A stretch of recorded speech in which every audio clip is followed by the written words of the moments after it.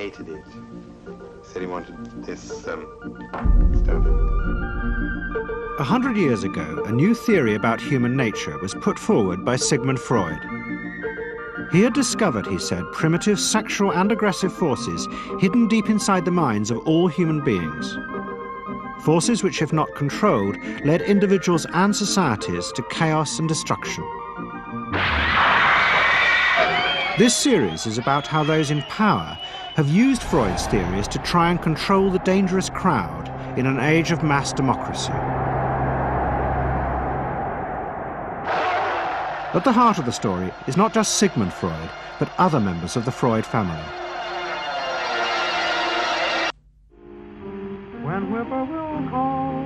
This episode is about Freud's American nephew, Edward Bernays. Bernays is almost completely unknown today, but his influence on the 20th century was nearly as great as his uncle's. Because Bernays was the first person to take Freud's ideas about human beings and use them to manipulate the masses.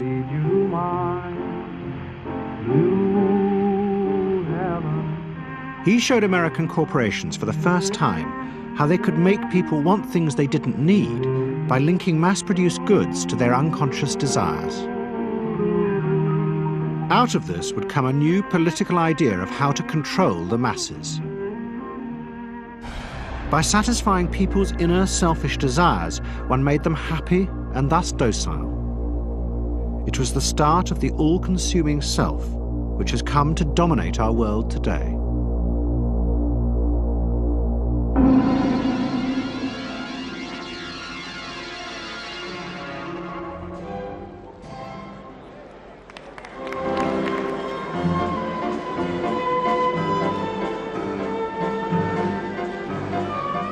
Freud's ideas about how the human mind works have now become an accepted part of society, as have psychoanalysts. Every year, the Psychotherapist's Ball is held in a grand palace in Vienna. This is the psychotherapy ball. Psychotherapists come, some advanced patients come, or former patients come, and many other people, friends, but also people from the Viennese society who like to go to a nice, elegant, comfortable ball. But it was not always so. 100 years ago, Freud's ideas were hated by Viennese society. At that time, Vienna was the centre of a vast empire ruling Central Europe. And to the powerful nobility of the Habsburg court, Freud's ideas were not only embarrassing, but the very idea of examining and analysing one's inner feelings was a threat to their absolute control. You see, at that time, these people had the power. And of course, you just were not allowed to show your bloody feelings. I mean, you just couldn't. You know, I mean, you couldn't, if you were unhappy. Can you imagine, for instance, you sit somewhere in the country in a castle, you are deeply unhappy, you are a woman. You couldn't go to your maid and cry on her shoulders, or you couldn't go into the village and complain, you know, about your feelings. I mean, you couldn't, it was like selling yourself to somebody. You just couldn't, you know, because they had to respect you. Now, of course, Freud, you see, put that thought very much into question, because you see, to examine yourself, you would have to put a lot of other things into question, your society, everything what surrounds you. And that wasn't a good thing at that time. Why not? Because your self-created empire, to a certain extent, would have fallen into bits much earlier already. But what frightened the rulers of the empire even more was Freud's idea that hidden inside all human beings were dangerous instinctual drives. Freud had devised a method he called psychoanalysis. By analysing dreams and free association, he had unearthed, he said, powerful sexual and aggressive forces which were the remnants of our animal past. Feelings we repressed because they were too dangerous. Freud devised a method for exploring a hidden part of the mind, which we nowadays call the unconscious, which is a part that is totally unknown to our consciousness, that there exists a barrier in all our minds which prevents these hidden and unwelcome impulses of the unconscious from emerging. Good night.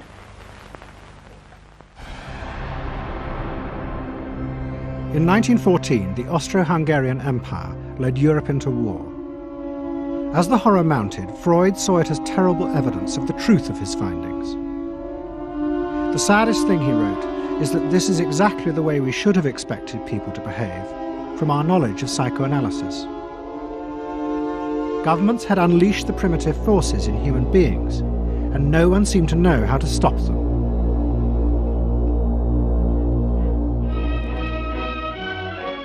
At that time, Freud's young nephew, Edward Bernays, was working as a press agent in America. His main client was the world-famous opera singer Caruso, who was touring the United States.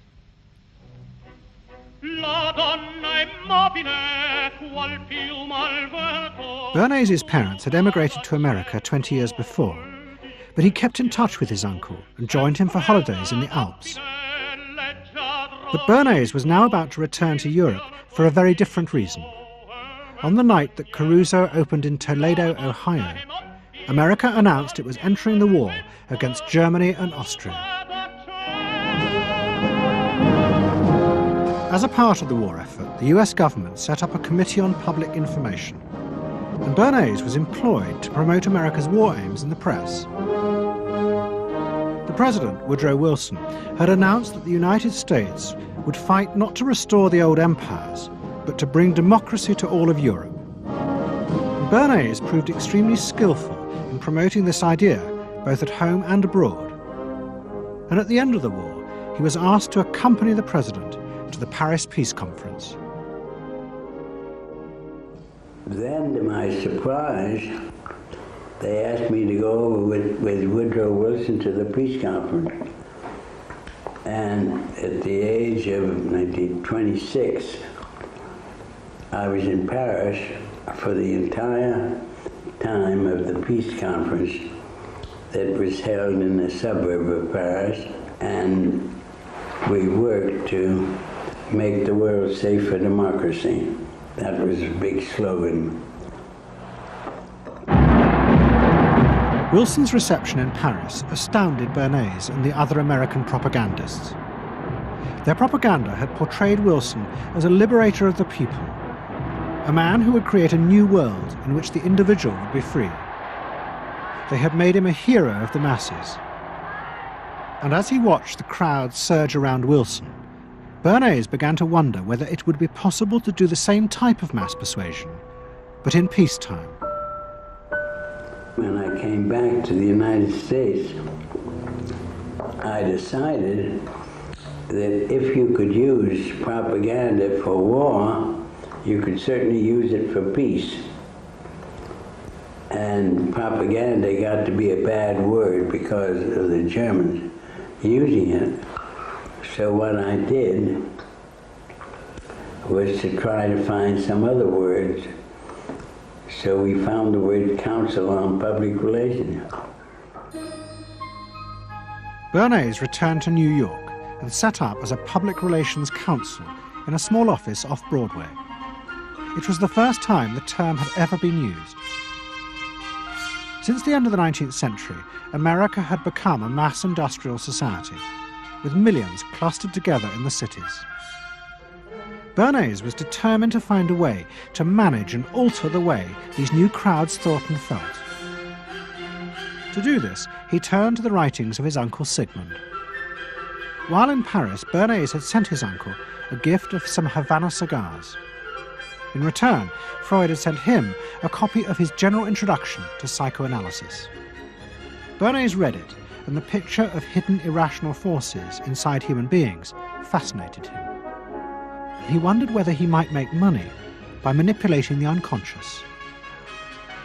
What Eddie got from Freud was indeed this idea that there is a lot more going on in human decision-making, not only among individuals, but even more importantly among groups, than this idea that information drives behavior.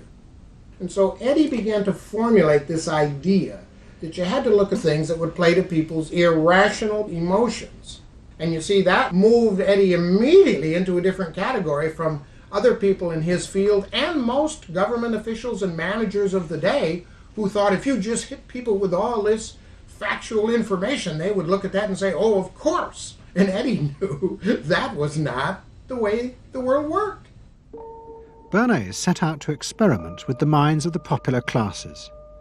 His most dramatic experiment was to persuade women to smoke. At that time, there was a taboo against women smoking, and one of his early clients, George Hill, the president of the American Tobacco Corporation, asked Bernays to find a way of breaking it. He said, we're losing half of our market because men have invoked a taboo against women smoking in public. Can you do anything about that? I said, let me think about it. And then I said, have I your permission to see a psychoanalyst to find out what cigarettes mean to women? He said, what'll it cost? So I called up Dr. Brill, A.A. Brill, who was a leading psychoanalyst in New York at that time. How come you didn't call your uncle? Why didn't you call your uncle? Because he was in Vienna. A.A. Brill was one of the first psychoanalysts in America, and for a large fee he told Bernays that cigarettes were a symbol of the penis and of male sexual power. He told Bernays that if he could find a way to connect cigarettes with the idea of challenging male power, then women would smoke, because then they would have their own penises. Every year, New York held an Easter Day parade to which thousands came, and Bernays decided to stage an event there. He persuaded a group of rich debutantes to hide cigarettes under their clothes. Then they should join the parade, and at a given signal from him, they were to light up the cigarettes dramatically. Bernays then informed the press that he had heard that a group of suffragettes were preparing to protest by lighting up what they called torches of freedom. He knew this would be an outcry, and he knew that all of the photographers would be there to capture this moment. And so he was ready with a phrase, which was torches of freedom. And so here you have a symbol, women, young women, debutantes, smoking a cigarette in public with a phrase that means anybody who believes in this kind of equality pretty much has to support them in the ensuing debate about this, because torches of freedom. I mean, what's on all American coins? It's liberty. She's holding up the torch, you see? And so all of this is there together. There's emotion, there's memory, there's a rational phrase, even though it's using a lot of emotional elements, it's a phrase that works in a rational sense. All of this is together. And so the next day, this was not just in all of the New York papers, it was across the United States and around the world. And from that point forward, the sale of cigarettes to women began to rise. He had made them socially acceptable with a single symbolic act. What Bernays had created was the idea that if a woman smoked, it made her more powerful and independent, an idea that still persists today. Embrace me, my sweet embrace. It made him realize that it was possible to persuade people to behave irrationally if you link products to their emotional desires and feelings. The idea that smoking actually made women freer was completely irrational, but it made them feel more independent. It meant that irrelevant objects could become powerful emotional symbols of how you wanted to be seen by others. Eddie Bernays saw the way to sell product was not to sell it to your intellect, that you ought to buy an automobile, but that you will feel better about it if you have this automobile. I think he originated that idea, that they weren't just purchasing something, but they were engaging themselves emotionally or personally in the product or service. That it's not, you think you need a new piece of clothing, but you'll feel better with the piece of clothing. That was his contribution in a very real sense. We see it all over the place today, but I think he originated the idea of the emotional connect to a product or service. What Bernays was doing fascinated America's corporations. They had come out of the war rich and powerful, but they had a growing worry. The system of mass production had flourished during the war, and now millions of goods were pouring off production lines. What they were frightened of was the danger of overproduction, that there would come a point when people had enough goods and would simply stop buying. Up until that point, the majority of products were still sold to the masses on the basis of need. While the rich had long been used to luxury goods, for the millions of working-class Americans, most products were still advertised as necessities. Goods like shoes, stockings, even cars were promoted in functional terms for their durability. The aim of the advertisements was simply to show people the product's practical virtues, nothing more.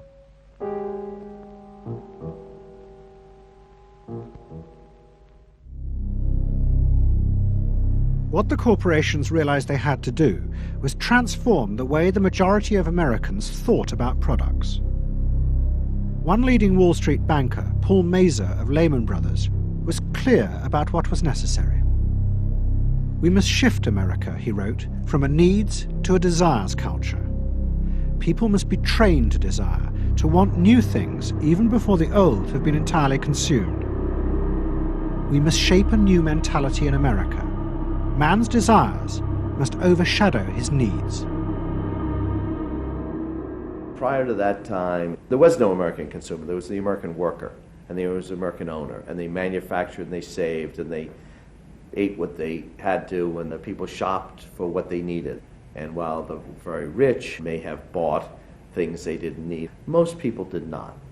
And Mazur envisioned a break with that, where you would have things that you didn't actually need, but you wanted, as opposed to needed.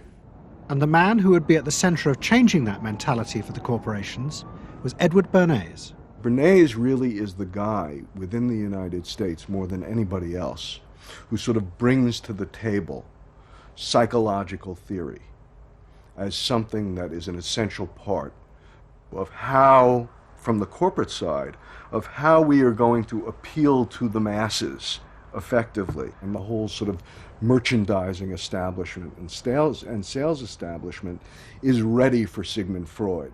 I mean, they are ready for understanding what motivates the human mind.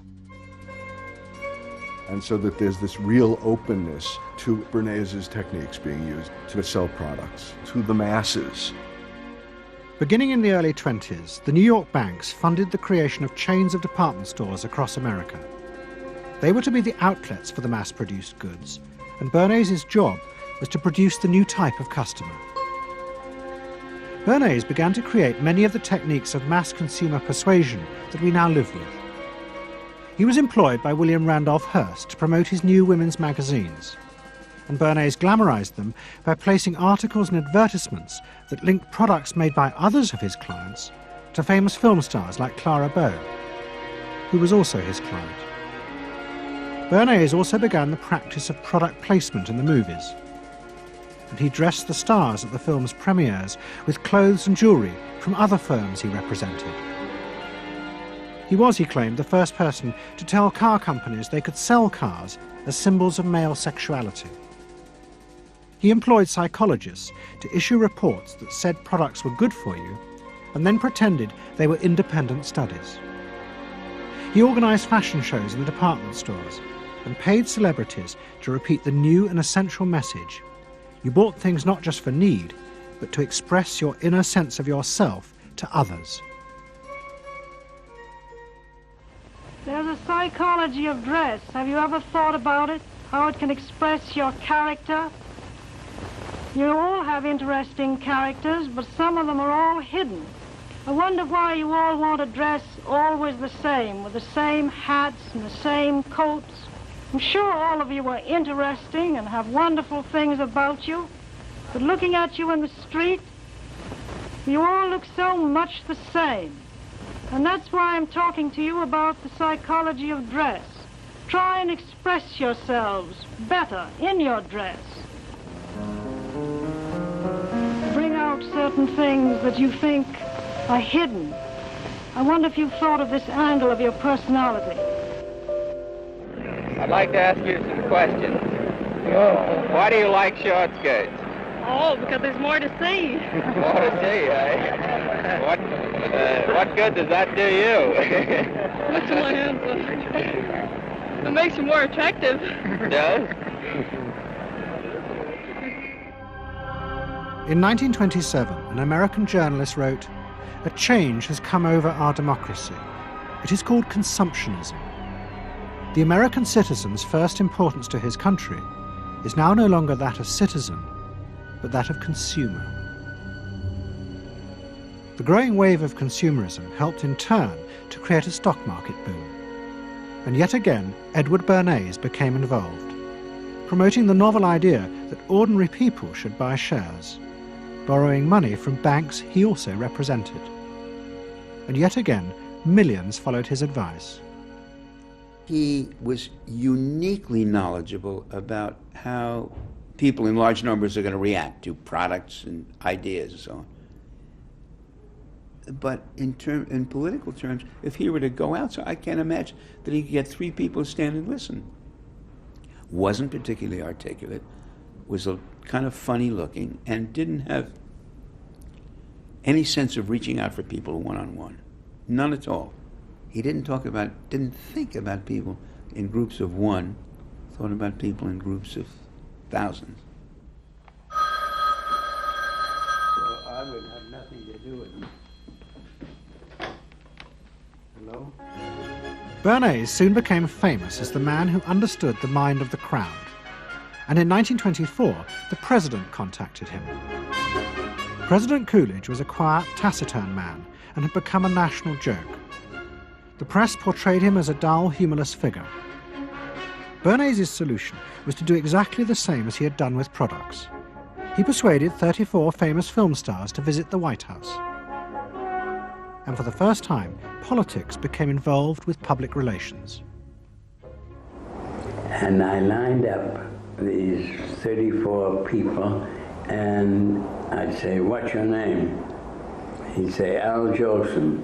I'd say, "Mr. President, Al Jolson." Next day, every newspaper in the United States had a front page story. President Coolidge entertains actors at White House. And the Times had a headline which said, "President nearly laughed." And everybody was happy. But while Bernays became rich and powerful in America, in Vienna his uncle was facing disaster. Like much of Europe, Vienna was suffering an economic crisis and massive inflation, which wiped out all of Freud's savings. Facing bankruptcy, he wrote to his nephew for help. Bernays responded by arranging for Freud's works to be published for the first time in America, and began to send his uncle precious dollars, which Freud kept secretly in a foreign bank account. He was Freud's agent, if you will, to get his books published. Well, of course, once the books were being published, Eddie couldn't help himself but promote these books, see that everybody read them, make them controversial, emphasize the fact that, do you know what Freud says about sex and what he says cigarettes are a symbol of and so on and so forth? How do you suppose all those stories got out? Certainly the academics weren't spreading these around the country. Eddie Bernays was.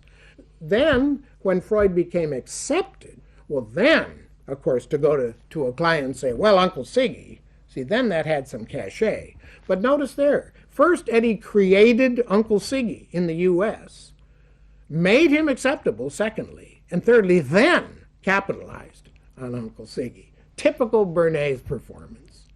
Bernays also suggested that Freud promote himself in the United States.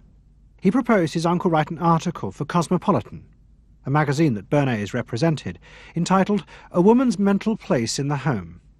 Freud was furious. Such an idea, he said, was unthinkable. It was vulgar, and anyway, he hated America. Freud was now becoming increasingly pessimistic about human beings. In the mid-20s, he retreated in the summers to the Alps, sometimes staying in an old hotel, the Pension Moritz in Berchtesgaden. It is now a ruin. Freud began to write about group behavior, about how easily the unconscious aggressive forces in human beings could be triggered when they were in crowds. Freud believed he had underestimated the aggressive instincts in human beings. They were far more dangerous than he had originally thought. After World War I, Freud was basically a pessimist. He felt that man is an impossible creature, a very, very sadistic and bad species, and did not believe that man can be improved. Man is a ferocious animal, the most ferocious animal that exists. They enjoy torturing and killing, and he didn't like man. The publication of Freud's works in America had an extraordinary effect on journalists and intellectuals in the 1920s. What fascinated and frightened them was the picture Freud painted of submerged, dangerous forces lurking just under the surface of modern society. Forces that could erupt easily to produce the frenzied mob which had the power to destroy even governments. It was this they believed had happened in Russia. To many, this meant that one of the guiding principles of mass democracy was wrong. The belief that human beings could be trusted to make decisions on a rational basis. The leading political writer, Walter Lippmann, argued that if human beings were in reality driven by unconscious, irrational forces, then it was necessary to rethink democracy. What was needed was a new elite who could manage what he called the bewildered herd. This would be done through psychological techniques that would control the unconscious feelings of the masses. So here you have Walter Lippmann, probably the most influential political thinker in the United States, who is essentially saying that the basic mechanism of the mass mind is unreason, is irrationality, is animality. He believes that the mob in the street, which is how he sees ordinary people, are people who are driven not by their minds but by their spinal cords. The notion of kind of animal drives, unconscious instinctual drives lurking beneath the surface of civilization. And so they started looking towards psychological science as a way of understanding the mechanisms by which the popular mind works, specifically with the goal of figuring out how to understand how to apply those mechanisms to strategies for social control. Edward Bernays was fascinated by Lippmann's arguments and also saw a way to promote himself by using them. In the 1920s, he began to write a series of books which argued that he had developed the very techniques Lippmann was calling for. By stimulating people's inner desires and then sating them with consumer products, he was creating a new way to manage the irrational force of the masses. He called it the engineering of consent. Democracy, to my father, was a wonderful concept, but I don't think he felt that all those publics out there had reliable judgment, and not that they very easily might vote for the wrong man or want the wrong thing, so that they had to be guided from above. It's enlightened despotism in a sense. You appeal to their desires and their unrecognized longings, that sort of thing. That you can tap into their deepest desires or their deepest fears and use that to your own purposes. And then, in 1928, a president came to power who agreed with Bernays.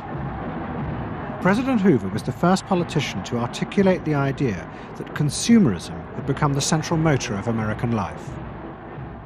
After his election, he told a group of advertisers and public relations men, "You have taken over the job of creating desire and have transformed people into constantly moving happiness machines. Machines which have become the key to economic progress." What was beginning to emerge in the 1920s was a new idea of how to run mass democracy. At its heart was the consuming self, which not only made the economy work, but was happy and docile, and so created a stable society. Both Bernays and Littman's concept of managing the masses takes the idea of democracy and it turns it into a palliative. It turns it into giving people some kind of feel-good medication that will respond to an immediate pain or an immediate yearning, but will not alter the objective circumstances one iota.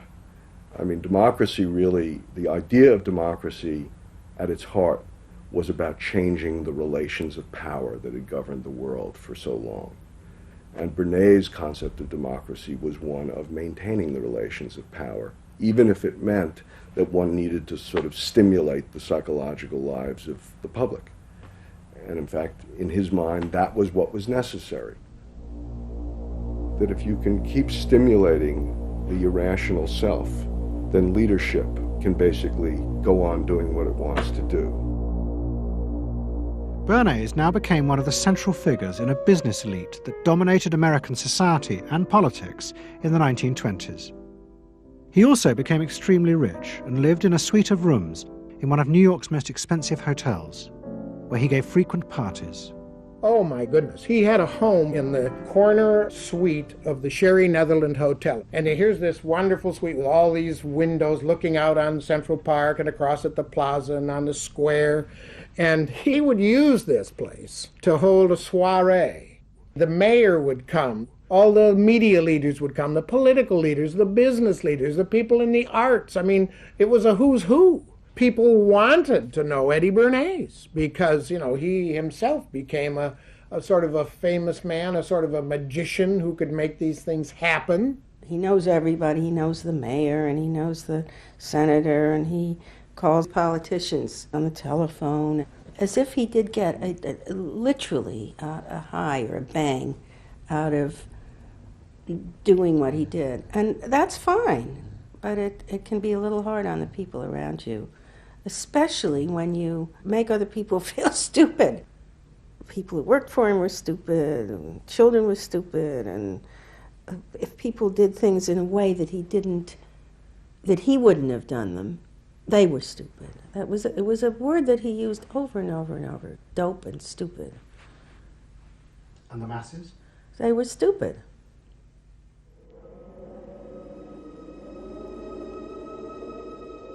But Bernays' power was about to be destroyed dramatically, and by a type of human irrationality he could do nothing to control.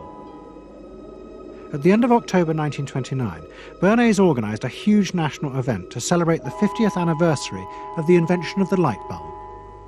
President Hoover, the leaders of major corporations, and bankers like John D. Rockefeller were all summoned by Bernays to celebrate the power of American business. But even as they gathered, news came through that shares on the New York Stock Exchange were beginning to fall catastrophically. Throughout the 1920s, speculators had borrowed billions of dollars.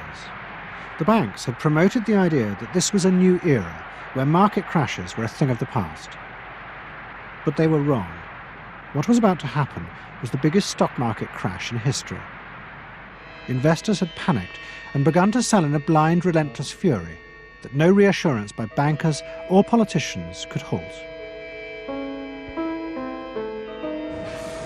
And on the 29th of October 1929, the market collapsed.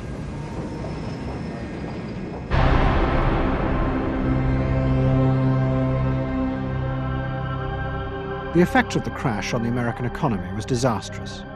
Faced with recession and unemployment, millions of American workers stopped buying goods they didn't need. The consumer boom that Bernays had done so much to engineer disappeared, and he and the profession of public relations fell from favour. Bernays' brief moment of power seemed to be over.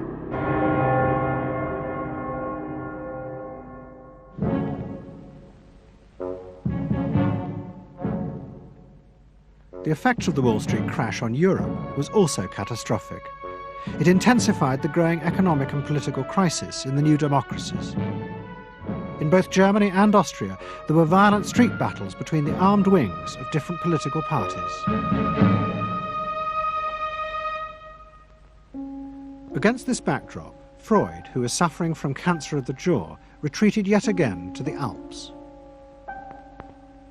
He wrote a book called Civilization and Its Discontents. It was a powerful attack on the idea that civilization was an expression of human progress. Instead, Freud argued, civilization had actually been constructed to control the dangerous animal forces inside human beings.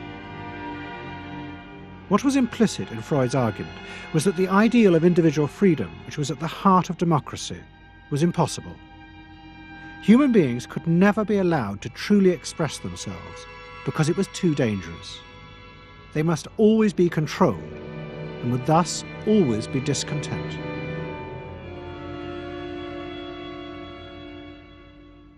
Man doesn't want to be civilized, and he is, civilization brings discontent, but it's necessary to survival. Otherwise he couldn't survive. So he must be discontent, because this would be the only way to keep him within limits. But what did Freud think about the idea of the equality of man? He didn't believe in it. We had 32 parties, and Hitler said, before those parties don't vanish, there is no Germany. That's true. You can't have 32 parties. And so they felt this one person will put an end to this comedy.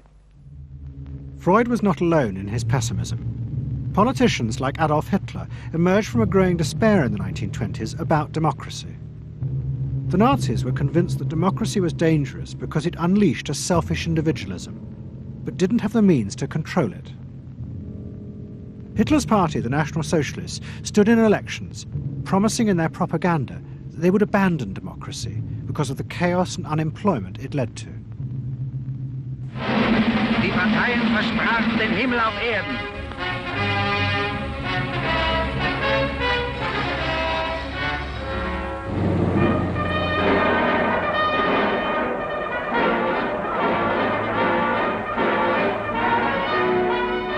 In March 1933, the National Socialists were elected to power in Germany, and they set out to create a society that would control human beings in a different way. One of their first acts was to take control of business. The planning of production would in future be done by the state. The free market was too unstable, as the crash in America had proved. Workers' leisure time was also planned by the state through a new organization called Strength Through Joy. One of its mottos was service, not self.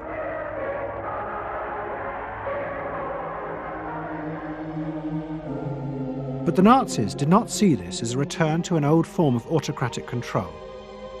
It was a new alternative to democracy, in which the feelings and the desires of the masses would still be central, but they would be channeled in such a way as to bind the nation together.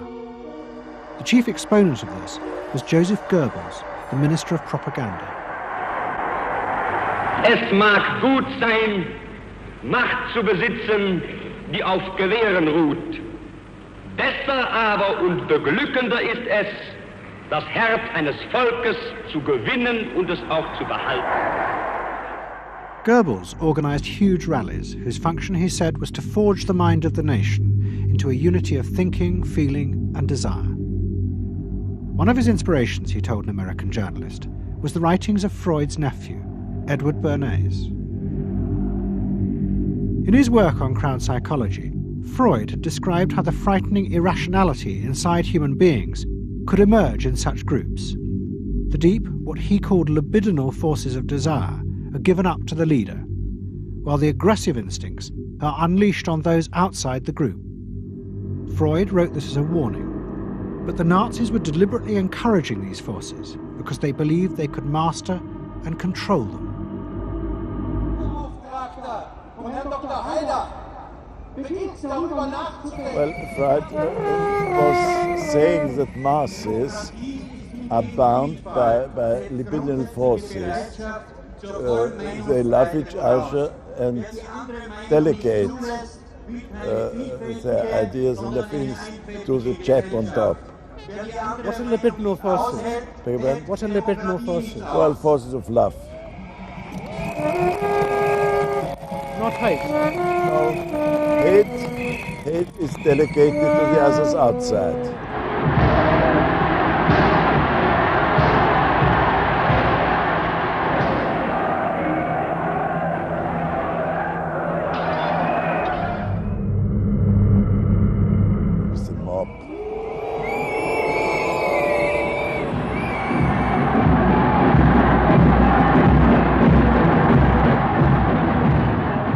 I could see from afar, looking up Wilhelmstraße towards Unter den Linden, how those 100,000 of people, when they passed Hitler, they just became completely delirious. They began to shout these cries I will never get out of my ears. Heil, Sieg, Heil. They demented. And here I got confirmation how those irrational forces, uncontrollable forces in Germany, in the Germans, had erupted, had broken out, were running riot, were departing, marching on.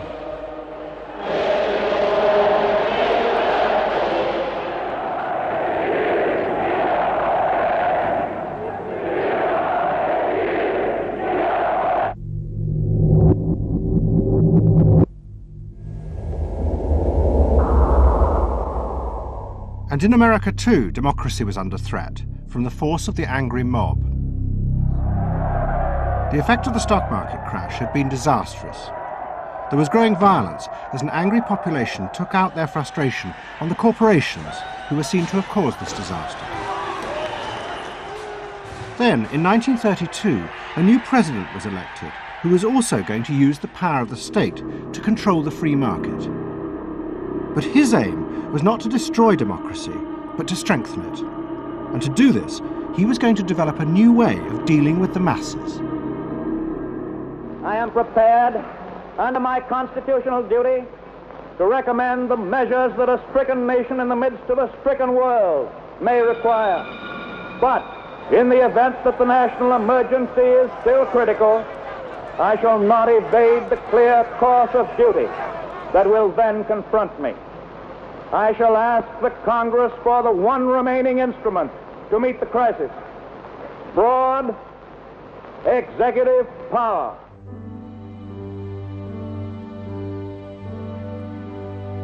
It was the start of what would become known as the New Deal.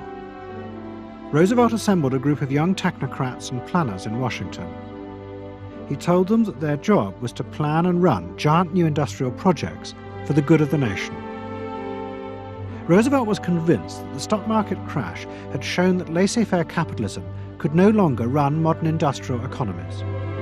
It had become the job of government. Big business was horrified, but the New Deal attracted the admiration of the Nazis, especially Joseph Goebbels.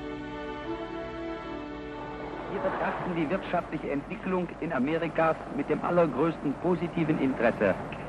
Und wir sind dort der festen Überzeugung, dass Präsident Roosevelt und seine Berater auf dem richtigen Wege sind. Es handelt sich in der Tat um das größte wirtschaftliche und soziale Problem aller Zeiten. Die vielen Millionen Arbeitslosen, die ihre Plätze an den Maschinen und in den Kontoren verloren haben, wieder an ihre alten Arbeitsstellen zurückzuführen. Das kann nicht allein der privaten Initiative überlassen werden. Ausschlaggebend ist, dass die öffentliche Hand mit positiven Maßnahmen eingreift. But although Roosevelt, like the Nazis, was trying to organize society in a different way, unlike the Nazis, he believed that human beings were rational and could be trusted to take an active part in government. Roosevelt believed it was possible to explain his policies to ordinary Americans and take into account their opinions. To do this, he was helped by the new ideas of an American social scientist called George Gallup. Favorite reading of New Deal Washington, the survey of U.S. public opinion. From offices at Princeton, New Jersey, a famed statistician, Dr. George Gallup, tells Washington from week to week what the nation is thinking. And in New York, Fortune magazine's analyst, Elmo Roper, compiles for publication a continuous record of the nation's approval or disapproval of how the country is being run. Gallup and Roper rejected Bernays' view that human beings were at the mercy of unconscious forces and so needed to be controlled. Their system of opinion polling was based on the idea that people could be trusted to know what they wanted. They argued that one could measure and predict the opinions and behaviour of the public if one asked strictly factual questions and avoided manipulating their emotions. Well, how about this one? Do you think Franklin D. Roosevelt's New Deal has been bad for the nation in general? No, that question's loaded. It automatically suggests an answer. Well, how about this? Is your present feeling toward President Roosevelt one of general approval or general disapproval? That's better. Prior to scientific polling, the view of many people was that you couldn't trust public opinion. It was irrational, that it was ill-informed, it was chaotic, unruly, and so forth. And so that opinion should be dismissed. But with scientific polling, I think it established very clearly that people are rational, that they do make good decisions, and this offers democracy a chance to be truly informed by the public, giving everybody a voice in the way the country is run. I know my father wouldn't necessarily say the voice of the public is the voice of God, but he did feel very much that the voice of the people is a rational voice and should be heard.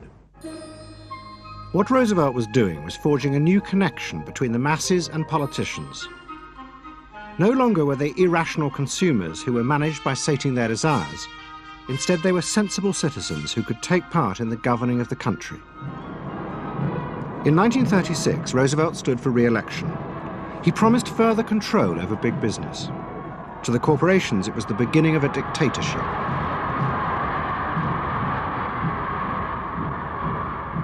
Roosevelt interferes with private enterprise and is running the country into debt for generations to come.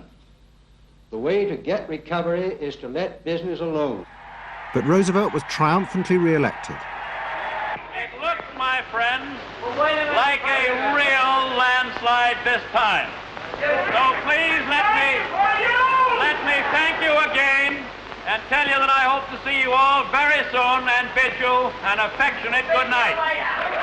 Faced with this, business now decided to fight back, to regain power in America. At the heart of the battle would be Edward Bernays and the profession he had invented, public relations. Following that election, business people start to get together and start to carry on discussions, primarily in private, and they start talking to each other about the need to sort of carry on ideological warfare against the New Deal and to sort of reassert the sort of connectedness between the idea of democracy on the one hand and the idea of privately owned business on the other.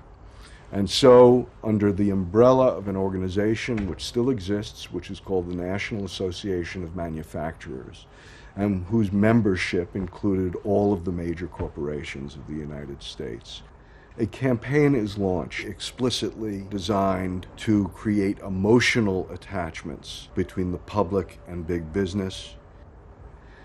It's Bernays' techniques being used on a grand scale. I mean, totally.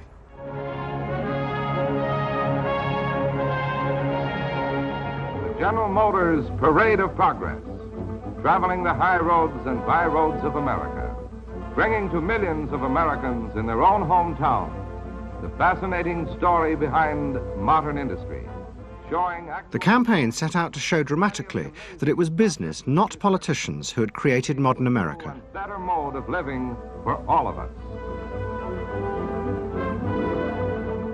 Bernays was an advisor to General Motors, but he was no longer alone. The industry he had founded now flourished as hundreds of public relations advisors organized a vast campaign. They not only used advertisements and billboards, but managed to insinuate their message into the editorial pages of the newspapers.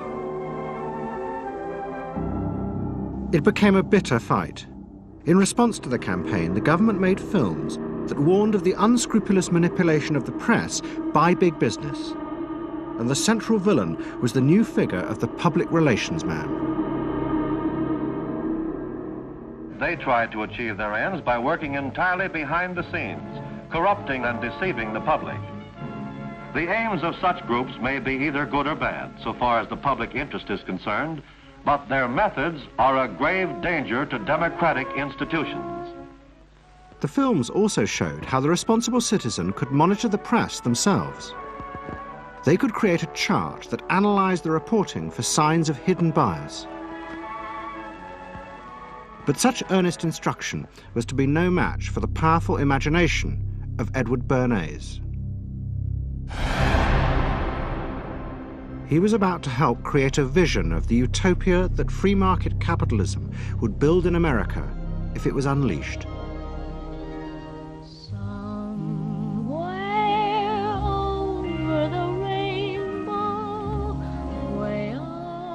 In 1939, New York hosted the World's Fair. Edward Bernays was a central advisor. He insisted that the theme be the link between democracy and American business.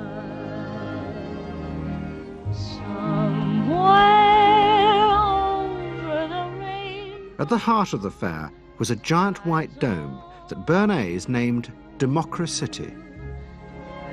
And the central exhibit was a vast working model of America's future, constructed by the General Motors Corporation.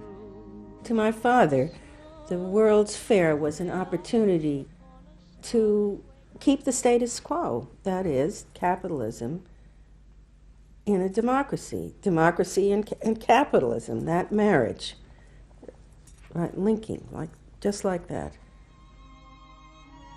He did that by manipulating people and getting them to think that you couldn't have real democracy in anything but a capitalist society, which was capable of doing anything, of creating these wonderful highways, of making, moving pictures inside everybody's house, of telephones that didn't need cords, of sleek roadsters. I mean, it was consumerist, but at the same time, you inferred that in a funny way, democracy and capitalism went together. The World's Fair was an extraordinary success and captured America's imagination.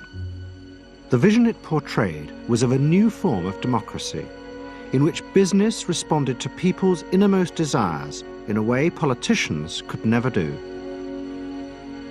But it was a form of democracy that depended on treating people not as active citizens, as Roosevelt did, but as passive consumers. Because this, Bernays believed, was the key to control in a mass democracy. It's not that the people are in charge, but that the people's desires are in charge. The people are not in charge. The people exercise no decision-making power within this environment. So democracy is reduced from something which assumes an active citizenry to the idea of the public as passive consumers. Driven primarily by instinctual or unconscious desires, and that if you can in fact trigger those needs and desires, you can get what you want from them.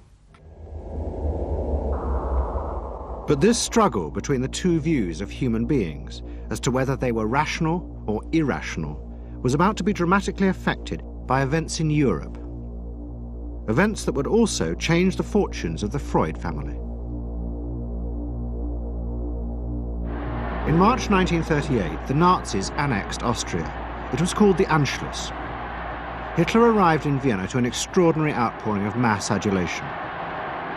But even as he drove through the city, behind the scenes, the Nazis were systematically whipping up and unleashing the hatred of the crowd against the enemies of the new Greater Germany.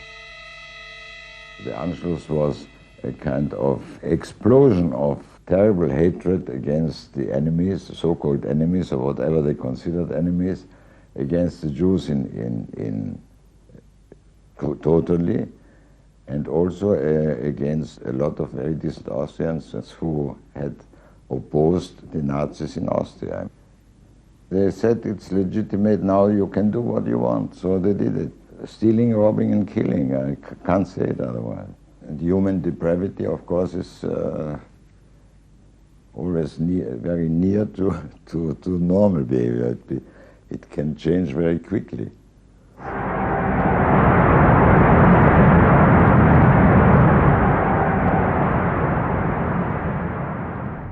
As the violence and assassinations raged in Vienna, Freud decided he had to leave.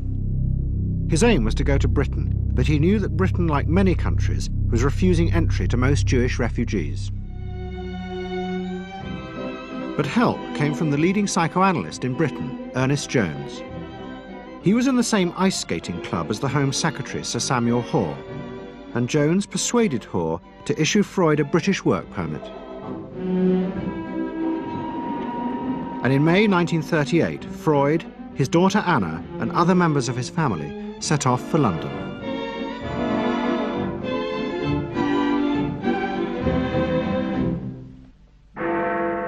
Freud arrived in London as Britain was preparing for war, and he settled with his daughter Anna in a house in Hampstead. But Freud's cancer was now far advanced, and in September 1939, just 3 weeks after the outbreak of war, he died.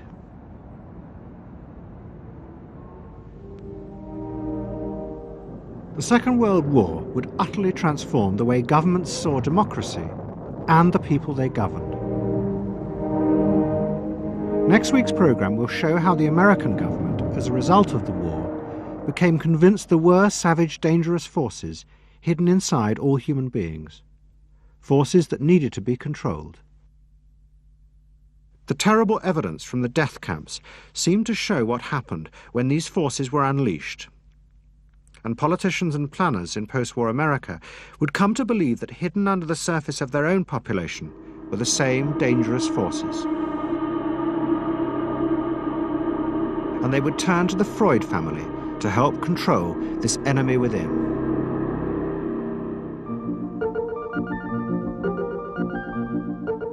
And ever adaptable, Edward Bernays would work not just for the American government, but the CIA. And Sigmund Freud's daughter, Anna, would also become powerful in the United States because she believed that people could be taught to control the irrational forces within them.